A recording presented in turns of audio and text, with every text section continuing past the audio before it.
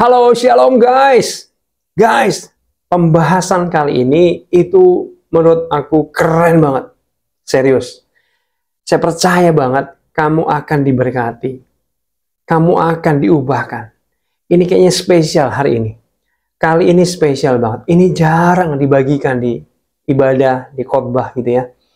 Tapi ini satu rahasia yang keren banget. Ya, kamu siap? Tapi sebelumnya saya mau menyapa dulu. Halo, salam kenal. Bagi kamu yang pertama kali mampir di channel saya. Ini channel Rohani Kristen. Semoga channel ini bisa memberkati kamu. Salam kenal ya, saya Pastor Jimmy Henlistio dari Jakarta. Oke, guys. Judulnya adalah apa? Kuasa Allah dalam dirimu. Oke, mungkin ini bisa berseri, tapi kita lihat aja nanti ya. Nah, guys. Hal yang pertama, yang keren banget yang saya mau bagikan adalah Roh Kudus itu ada dalam diri kamu. Maksudnya Kak, gini. Kamu percaya nggak bahwa Roh Kudus sudah ada dalam diri kamu? Jadi, setiap orang yang bisa mengucapkan di mulutnya, percaya dalam hati tentunya, bahwa Yesus adalah Tuhan, itu karena ada Roh Kudusnya, guys. Kalau kamu yang nonton sekarang ini, kamu bisa mengucapkan dengan mudah bahwa Yesus itu adalah Tuhan. Yesus itu adalah Allah dan Juru Selamat saya. Itu tandanya kamu sudah ada Roh Kudusnya. Orang yang tidak ada Roh Kudusnya, itu nggak bisa ngomong bahwa Yesus adalah Tuhan, Yesus adalah Allah, Yesus adalah Juru Selamatnya. Nggak bisa. Coba. Kamu suruh orang yang belum percaya ngomong bahwa Yesus adalah Tuhan. Yesus adalah Allah. Dia nggak bisa, guys. Benar nggak? Dia nggak bisa. Nah, bagi kamu yang sudah percaya Yesus, Roh Kudus tinggal di dalam kamu. Saya akan bacakan ayatnya. Ya, Yohanes 14 ayat 16. Aku akan meminta kepada Bapa dan Ia akan memberikan kepadamu seorang penolong yang lain supaya Ia menyertai kamu selamanya. Guys, Roh Kudus yang ada dalam diri kamu, yang sudah tinggal di dalam, tidak bisa keluar masuk. Amin. Dulu ada teori yang ngomong gini, kalau kamu kudus, Roh Kudus akan tinggal. Tapi kalau kamu buat dosa, Roh Kudus akan pergi meninggalkan kamu. Karena dia roh yang kudus. Enggak, guys. Roh Kudus akan menyertai kita sampai kapanpun. Kita bandel, kita nggak bandel. Roh Kudus itu setia. Tapi jangan memanfaatkan Roh Kudus ya. Jangan mendukakan Roh Kudus. Amin. Lalu selanjutnya 17, yaitu roh kebenaran. Dunia tidak dapat menerima dia, sebab dunia tidak melihat dia dan tidak mengenal dia. Perhatikan ini. Tetapi kamu mengenal dia, sebab ia menyertai kamu dan akan diam di dalam kamu. Di dalam. Dia akan tinggal di dalam kamu. Coba gini semua tangannya. Ya, dia tinggal di dalam kamu. Kalau di perjanjian lama, roh Allah itu cuma hinggap, betul? Ya, Daud, ya ada dihinggapi. Tapi perjanjian baru dia tinggal dan nggak bisa keluar masuk. Amin. Nah, guys, kita mau bahas dulu, guys. Lah, Roh Kudus ini siapa?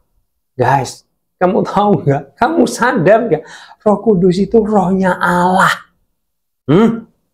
Roh Allah yang besar, yang maha kuasa itu tinggal dalam kita. Guys, Roh Kudus itu Allah loh, guys. Amin. Siapa? Roh Kudus adalah Allah. Guys, Roh Kudus yang Allah itu, Allah yang besar itu tinggal dalam kita. Oh my God. Jadi guys, kita ini manusia, tapi dalamnya ada Allahnya. Amin. Wow, manusia ilahi.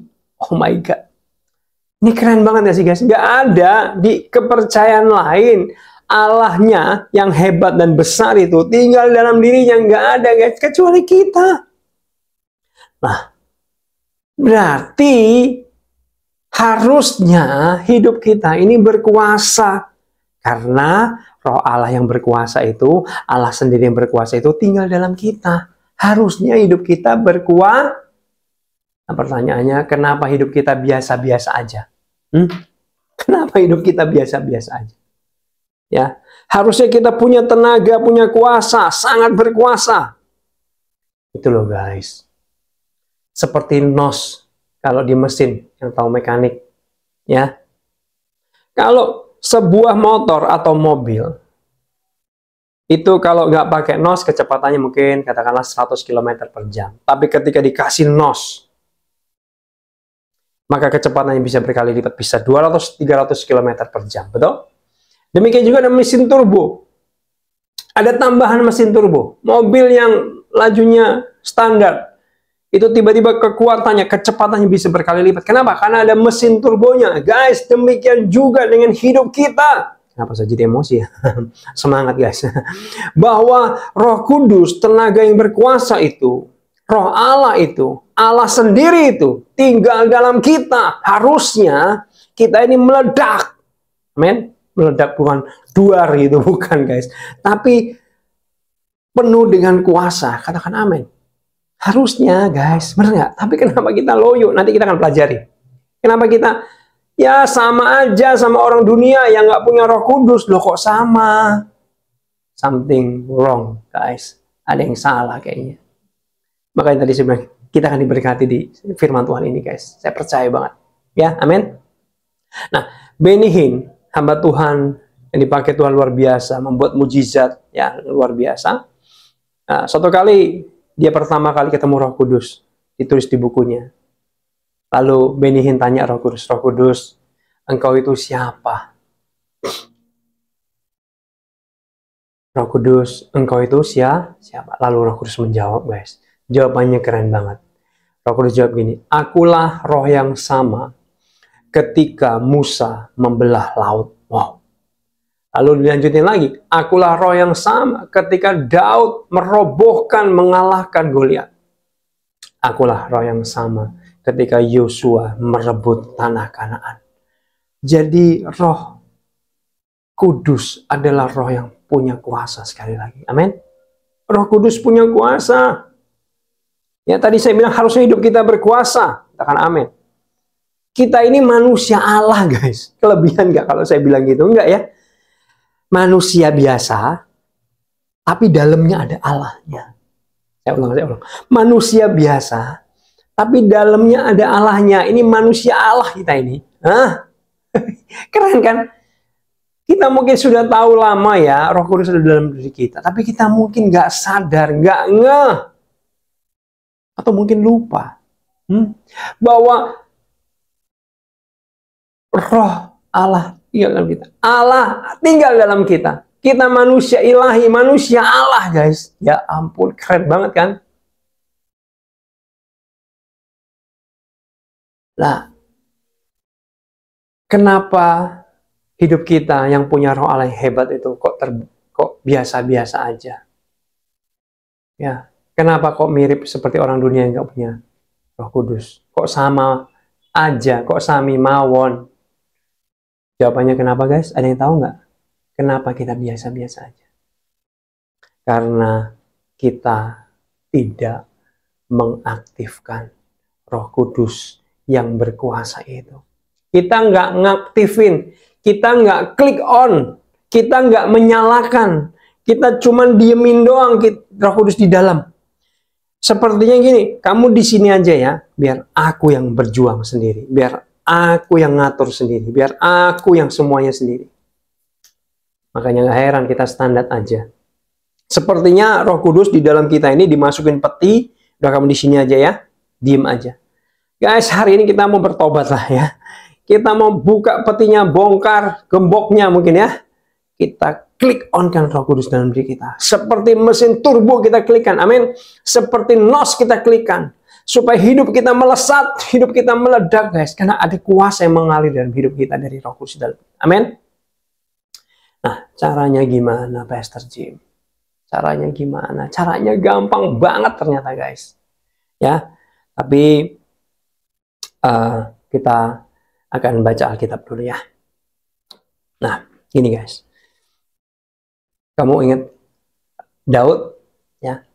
Kamu percaya nggak? Daud itu tidak pernah kalah perang dalam satu kali pun.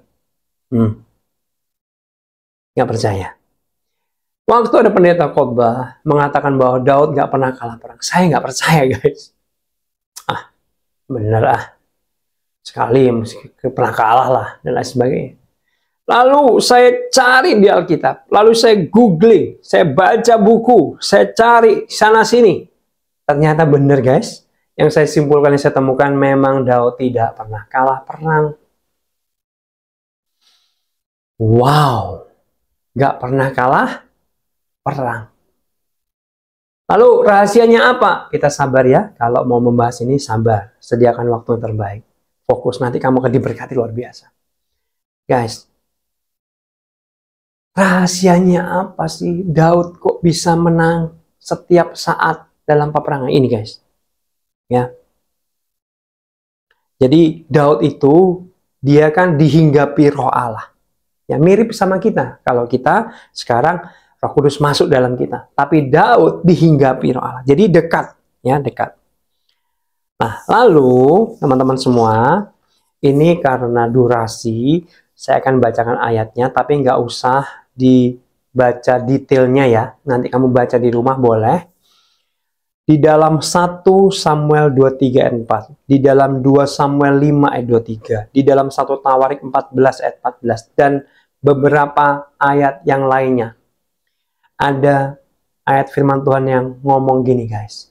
Maka bertanyalah Daud kepada Tuhan. Maka bertanyalah Daud kepada Allah. Maka bertanyalah Daud kepada Tuhan. Guys, saya temukan minimal ada 7-8 kali minimal di Alkitab. Jadi gini ternyata, ketika saya selidiki, sebelum Daud maju berperang, dia lakukan ini. Dia tanya kepada Roh Allah yang hinggap dalam dirinya. Roh Kudus atau Tuhan, apa yang harus aku lakukan? Tuhan kadang-kadang jawab guys, kamu nanti melingkar, memutar, serang dari sini, hancurkan dari sini, dan lain sebagainya. Maka nggak heran Daud nggak pernah kalah perang. Oh my God. Rahasianya ini, dia selalu tanya kepada Roh Allah. Dia selalu tanya kepada Tuhan. Ya, sebelum dia maju berperang, dia nggak mau sok tahu. Karena dia punya Allah yang maha tahu. Amin. Ya, kadang kita yang terbatas. Tapi Tuhan tidak terbatas. Tuhan, apa yang harus aku lakukan? Lalu dia baru bergerak maju. Nah guys, ingat nggak? Ada firman Tuhan ngomong gini. Diberkatilah orang yang mengandalkan Tuhan. Betul nggak? Amin. Makanya nggak heran Daud nggak pernah kalah perang. Karena dia selalu ngandalin Tuhan. Minta pimpinan Tuhan. Tanya sama Tuhan. Nah, ayat selanjutnya tadi, lanjutannya nggak enak guys. Tapi terkutuklah orang yang mengandalkan manusia. Manusia termasuk diri kita sendiri. Mungkin kadang-kadang kita merasa pintar. Merasa punya pengalaman. Merasa bisa, sehingga nggak perlu tanya Roh Kudus, nggak perlu tanya roh yang hebat itu, kita jalan sendiri. Maka nggak heran, hidup kita standar, hidup kita biasa, bahkan kita mengalami kerugian, bahkan kita mengalami kegagalan, bahkan kita terperosok, tersesat, dan lain sebagainya. Kenapa? Karena kita mengandalkan kekuatan sendiri. Hari ini kita belajar sesuatu, amin. Yuk, saya mau tantang kamu. Dikit-dikit tanya Tuhan dalam hidupmu. Katakan amin. Yuk saya buat tantangan ya. 3 bulan ke depan. Yes, mulai hari ini. Buat komitmen dengan dirimu sendiri.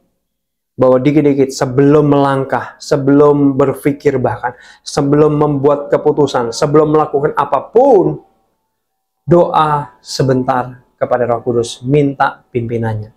Guys, tapi kita gini guys, nggak perlu masuk kamar, lipat tangan, tutup pintu, tutup mata, berdoa. Enggak.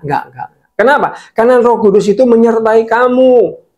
Dia bisa online 24 jam, kapanpun kamu bisa hubungin dia, Roh Kudus. Kamu nggak perlu ke gereja dulu untuk ketemu Roh Kudus. Enggak, dia ada di dalam kamu, dia menyertai kamu. Kemanapun dia pergi, kamu ada. Jadi gini guys, hanya sekitar butuh 5 detik kamu mengandalkan Tuhan, mengandalkan Roh Kudus, minta pimpinan Roh Kudus. Ini caranya. Mungkin kamu memutuskan sesuatu. kamu di motor, mau belok kanan atau belok kiri, kira-kira gitu ya. Langsung kamu melek, nggak apa-apa guys. Minta doanya seperti ini, doanya seperti ini guys. Roh Kudus pimpin aku ya. Amin. Nggak sampai 5 detik guys. Ketika kamu minta pimpinan Roh Kudus, maka Roh Kudus akan turun tangan. Amin. Maka Roh Kudus akan mengendalikan kamu, menguasai kamu, menentukan langkah-langkah kamu. Maka jangan heran kalau kamu lakukan itu 3 bulan ke depan, lalu kamu noleh ke belakang, kamu akan meraih jauh lebih banyak kemenangan-kemenangan dalam hidup kamu. Katakan amin. Kalau Daud berhasil mengandalkan Tuhan, nggak pernah gagal. Kita pun sama, kita punya roh yang sama. Amin. Guys, andalkan Tuhan. Ya, andalkan Tuhan. Dikit-dikit tanya Tuhan, amin. Dikit-dikit ngandalin Tuhan, cuma 5 detik guys, sesimpel itu.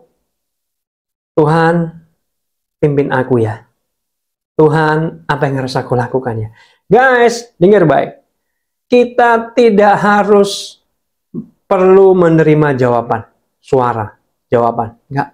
Yang penting bagian kita adalah tanya dan mengandalkan. Amin. Bagian Tuhan menjawab. Amin. Kalau Tuhan nggak jawab, itu urusan Tuhan, bukan urusan kita. Tapi bagian kita lakukan apa? Andalkan Dia. Tanya kepada Dia. Minta pimpinan Dia. Itu mengaktifkan nos dalam hidup kita. Itu mengaktifkan mesin turbo dalam hidup kita. Katakan amin. Ya. Nah, teman-teman, satu kali ada tim pencari black box pesawat yang jatuh dari Amerika. Jadi dia ditugaskan oleh satuannya, satu tim, untuk pergi ke perairan di mana pesawat itu crash, jatuh. Disuruh, diperintahkan untuk mencari black box. Jadi black box itu adalah ketika pesawat jatuh, black box itu akan menjadi memberi informasi kenapa pesawat ini jatuh. Percakapannya seperti kerekam di situ. Ya. Nah, 1 minggu mereka cari di perairan, mereka menyelam, mereka berusaha, 1 minggu gagal guys, nggak ada hasil. Lalu mereka dengan sedih, ya udah kita balik aja yuk, kita udah gagal. Yang penting kita udah carilah, 1 minggu udah nggak ada, udah pulang yuk. Ketika mau pulang guys, tiba-tiba satu anak Tuhan ngomong gini, teman-teman semua, gimana kalau kita berdoa dan kita cari sekali lagi baru kita pulang yuk. Soalnya kita udah jauh-jauh di sini, udah 1 minggu. Tiba-tiba mereka semua mau, dan mereka sederhana doa, Tuhan, tolong kami. Amin. Mereka bergerak. Mau tahu guys, dalam hitungan menit mereka menemukan black box itu. Oh my God. Padahal 1 minggu mereka gagal guys. Buang tenaga, buang energi, buang waktu, benar? Mereka gagal. Karena mereka nggak mengandalkan Tuhan. Ketika mereka mengandalkan Tuhan, langsung ketemu. Aneh kan? Itulah kuasa Tuhan. Padahal sudah dicari di tempat yang sama, nggak ketemu. Tapi karena ngandalin Tuhan, ketemu guys. Itu contoh sederhana dari mengandalkan Tuhan. Ini ada Milo, anjing saya. Kenapa kamu? Oke. Selanjutnya. Satu kali ada seorang yang besok ya harus ujian final kedokteran. Kamu tahu sendiri guys, kalau final kedokteran itu banyak bukunya, betul ya? Banyak buku, waduh bertumpuk-tumpuk di meja, dia stres. Aduh Tuhan, besok ujian final. Tapi bahannya banyak banget, apa yang harus aku lakukan? Hanya sesimpel itu guys, tiba-tiba Roh Kudus bicara di hatinya. Roh Kudus bilang gini, pelajari 2 lembar materi tersebut. Hah? Yang ini, Roh Kudus? Iya. Roh Kudus, ini kan materi kuno. 20 tahun nggak pernah keluar. Ini sudah usang. Pelajari itu aja. Dia nekat, dia percaya bahwa itu Roh Kudus, dia baca hanya itu, dia hafalin cuma 2 lembar. 30 menit selesai, dia tidur. Besok paginya dia ke kampus, ketemu dengan 9 orang mahasiswa lainnya yang hari itu juga akan ujian. Ketika dia cerita bahwa dia hanya belajar ini doang, dia diketawain guys. Aduh, bodoh banget kamu, kocak katanya.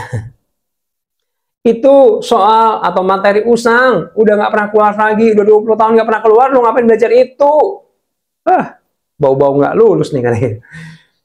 Tapi singkat cerita guys, ketika ujian selesai dilaksanakan, kamu tahu guys siapa yang lulus? Cuma satu orang, dia doang.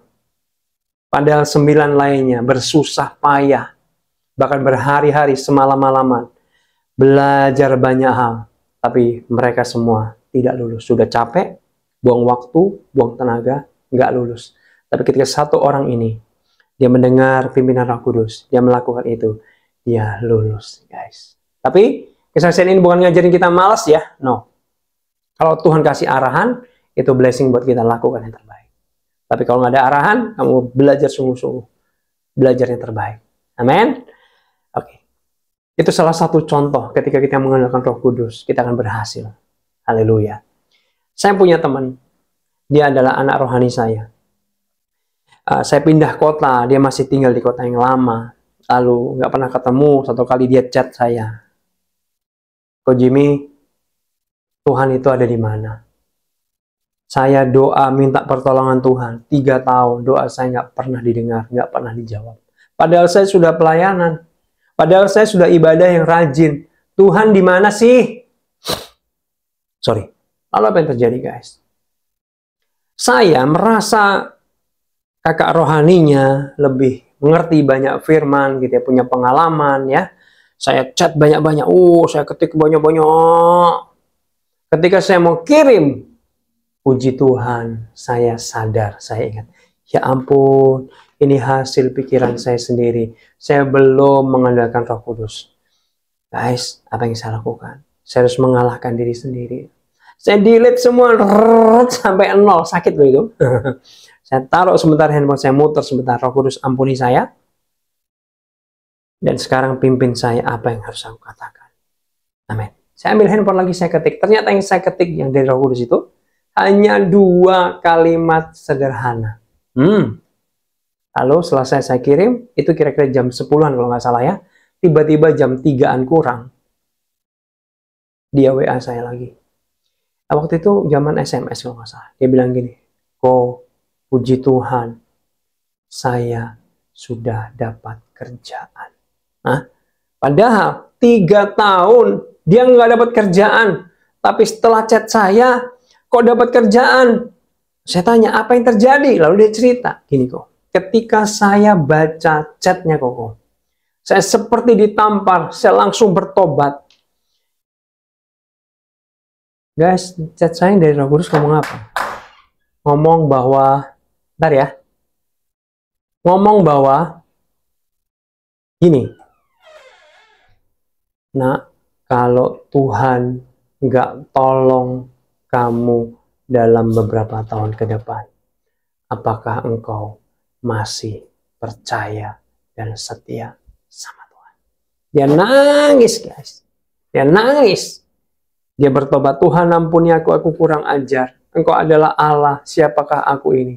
Tuhan, dia bilang guys, kalau engkau nggak memberkati saya, kalau engkau nggak menolong saya, aku tetap akan setia sama engkau. Dia netesin air mata, dia berserah penuh sama Tuhan, dia bertobat. Dia berngomong seperti itu. Puji Tuhan. Bentar.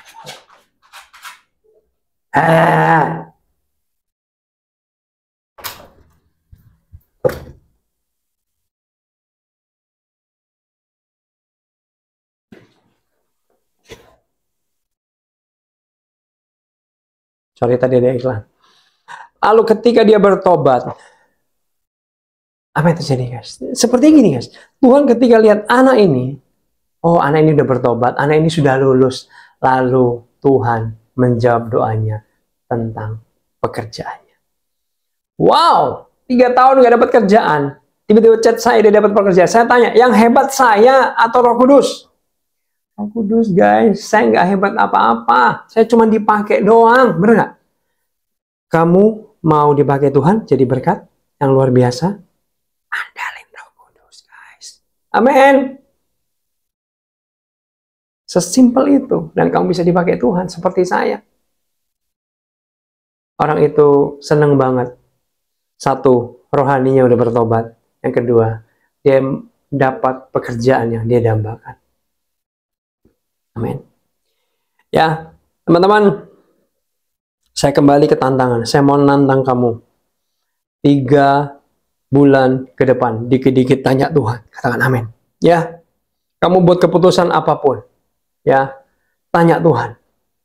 Cuman 5 detik gak sesimpel itu, tetapi akan dahsyat sekali hasilnya. Betul kan? Ya. Bukankah kadang-kadang dalam hidup ini banyak orang salah ambil keputusan karena dia tidak mengandalkan Roh Kudus. Contoh, salah bisnis sehingga gagal, bangkrut. Salah ambil jurusan kuliah sehingga menyesal dan gak selesai. Buang waktu, buang uang, buang tenaga. Betul? Salah jodoh. Menikah dengan orang yang bukan dari Tuhan. Maka dia bisa bercerai. Hidupnya menderita dalam pernikahannya. Tidak ada damai. Salah kerjasama dengan seseorang sehingga dia akhirnya ditipu dan lain sebagainya. Ya kan? Salah investasi sehingga akhirnya uangnya hangus, rugi. Lalu apa? Salah ngelamar di perusahaan. Lalu akhirnya nggak sesuai, nggak nyaman, dan tersiksa di sana. Guys, kenapa? Karena seringkali kita merasa bisa tanpa Tuhan. Kita merasa bisa dengan pikiran, pengalaman, kemampuan, pengetahuan kita sendiri. Kalau kita bilang kan, terkutuklah orang yang mengandalkan manusia. Maka nggak heran kalau hidup kita seringkali gagal. Standar biasa-biasa aja, rugi, kalah, terperosok, tersesat, dan lain sebagainya karena kita mengandalkan kekuatan sendiri. Mulai hari ini, praktekkan firman ini, maka hidupmu akan jauh lebih banyak meraih kemenangan demi kemenangan. Katakan amin. Andalin Roh Kudus, klik on-kan Roh Kudus yang ada di dalam kamu. Maka dia akan bekerja, hidup akan meledak, hidup akan melesat. Amin. Amin. Kita doa ya. Bapa, hamba berdoa. Biar sesi firman Tuhan ini memberikan rema, berkat luar biasa dalam kehidupan mereka. Tuhan tolong, biar mereka boleh mengandalkan setiap saat. Terima kasih Tuhan, dalam nama Yesus. Haleluya. Amin. Semoga renungan ini bisa menjadi berkat. Bagikan renungan ini kepada orang-orang yang kamu pikir kamu perlu membagikannya. Guys, saya senang banget ketika ada chat, kenalin nama dan kota asal. Saya senang banget. Saya baca satu-satu. Wah, ya saya senang banget. Semoga kapan-kapan kita bisa ketemu, ya, mungkin pelayanan bareng bahkan ya. Boleh kamu bisa tulis di chat juga nama kamu dari kota mana. Oke, Tuhan Yesus berkati.